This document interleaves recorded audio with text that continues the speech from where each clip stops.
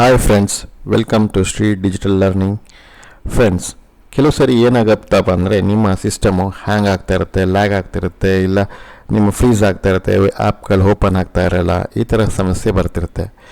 ಇದಕ್ಕೆ ಸಮಸ್ಯೆ ಇದ್ದಾಗ ನಿಮ್ಗೆ ಅನಿಸುತ್ತೆ ರ್ಯಾಮ್ನ ಇನ್ಕ್ರೀಸ್ ಮಾಡ್ಕೊಂಡಿದ್ರೆ ಚೆನ್ನಾಗಿರ್ತಿತ್ತು, ಬಟ್ ನಿಮ್ಮ ಫೈನಾನ್ಷಿಯಲ್ ಪ್ರಾಬ್ಲಮ್ಸಲ್ಲೋ ಬೇರೆ ಇನ್ನೇನೋ ಪ್ರಾಬ್ಲಮ್ಸಲ್ಲಿ ನಿಮ್ಗೆ ಅದು ಆಗ್ತಾ ಇರಲ್ಲ.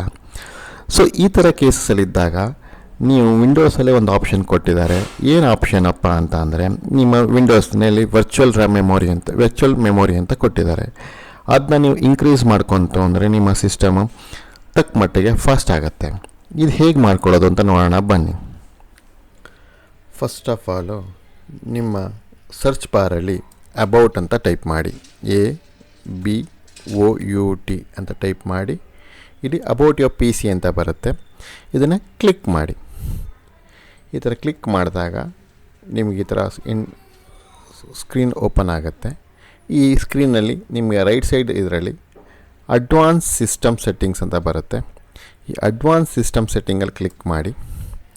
ಈ ಅಡ್ವಾನ್ಸ್ ಸಿಸ್ಟಮ್ ಸೆಟ್ಟಿಂಗಲ್ಲಿ ತಿರ್ಗಾ ಅಡ್ವಾನ್ಸ್ ಅಂತ ಇರುತ್ತೆ. ಅಲ್ಲಿ ಅಡ್ವಾನ್ಸ್ಗೆ ಹೋಗಿ ಇಲ್ಲಿ ಸೆಟ್ಟಿಂಗ್ಸ್ ಅಂತ ಬರುತ್ತೆ. ಈ ಸೆಟ್ಟಿಂಗ್ಸ್ ಅಂತ ಕ್ಲಿಕ್ ಮಾಡಿ. ಈ ಸೆಟ್ಟಿಂಗ್ಸಲ್ಲಿ ನಿಮ್ಮ ತಿರ್ಗಾ ಅಡ್ವಾನ್ಸಸ್ ಅಂತ ಬರುತ್ತೆ. ಈ ಅಡ್ವಾನ್ಸಸ್ಸಲ್ಲಿ ಚೇಂಜ್ ಅಂತ ಕೊಡಿ. ಇಲ್ಲಿ ಚೇಂಜ್ ಅಂತ ಕೊಟ್ಟರೆ ನಿಮ್ಗೆ ಈ ಥರ ಒಂದು ಸ್ಕ್ರೀನ್ ಬರುತ್ತೆ. ವರ್ಚುವಲ್ ಮೆಮೊರಿ ಅಂತ ಒಂದು ಸ್ಕ್ರೀನ್ ಬರುತ್ತೆ.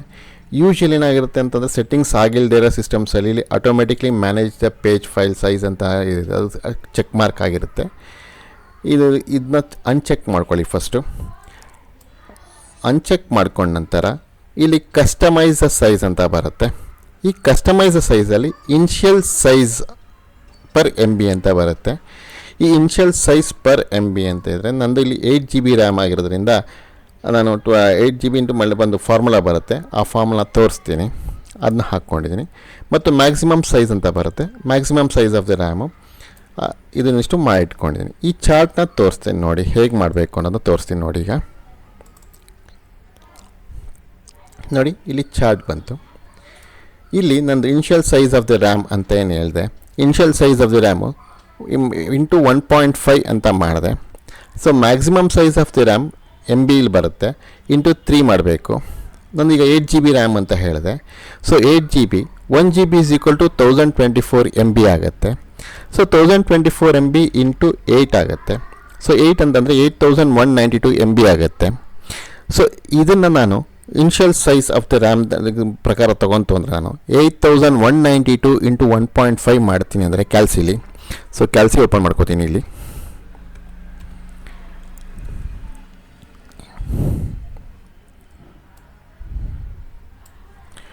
ಸೊ 819 ಇಂಟು 1.5 ಮಾಡ್ಕೋತೀನಿ. ಸೊ ಅವಾಗ 12,288 ಬರುತ್ತೆ. ಹಾಗೆಯೇ 8192 ಇಂಟು 3 ಮಾಡ್ಕೋತೀನಿ, ಈಸ್ ಈಕ್ವಲ್ ಟು 24,576 ಅಂತ ಬಂದಿದೆ.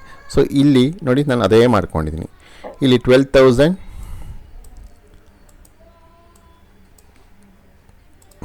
ನೋಡಿ, ಇಲ್ಲಿ 12,288 ಇದು initial size of the RAM. Maximum size of the RAM 24,576. So ಈಗ ನಿಮ್ಮ ಸೈಜ್ ಆಫ್ ದಿ ರ್ಯಾಮ್ ಎಷ್ಟಿದೆ, ಉದಾಹರಣೆಗೆ ನಿಮ್ಮದು 4 GB ಇದ್ದರೆ, ಸೊ 4 GB ಇಂಟು 1.5 ಮಾಡ್ಕೊಳ್ಳಿ. 4 GB ಅಂದರೆ 1024 MB ಇಂಟು 4 ಮಾಡ್ಕೊಂತು ಅಂದರೆ 4,966 ಬರುತ್ತೆ. ಇಂಟು 1.5 ಮಾಡ್ಕೋಬೇಕಾಗತ್ತೆ. 1.5 ಅಂದರೆ 6,144 ಆಗುತ್ತೆ ನಿಮ್ಮ ಇನ್ಷಿಯಲ್ ಸೈಜು.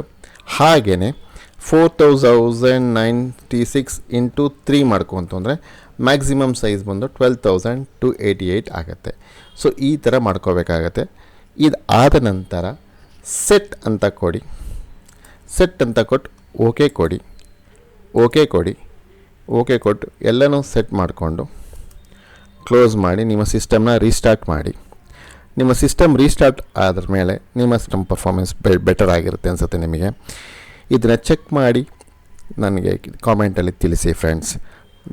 ನೀವಿನ್ನೂ ನಮ್ಮ ಚಾನೆಲ್ನ ಸಬ್ಸ್ಕ್ರೈಬ್ ಮಾಡಿಲ್ಲ ಅಂದರೆ ಸಬ್ಸ್ಕ್ರೈಬ್ ಮಾಡಿ ಫ್ರೆಂಡ್ಸ್.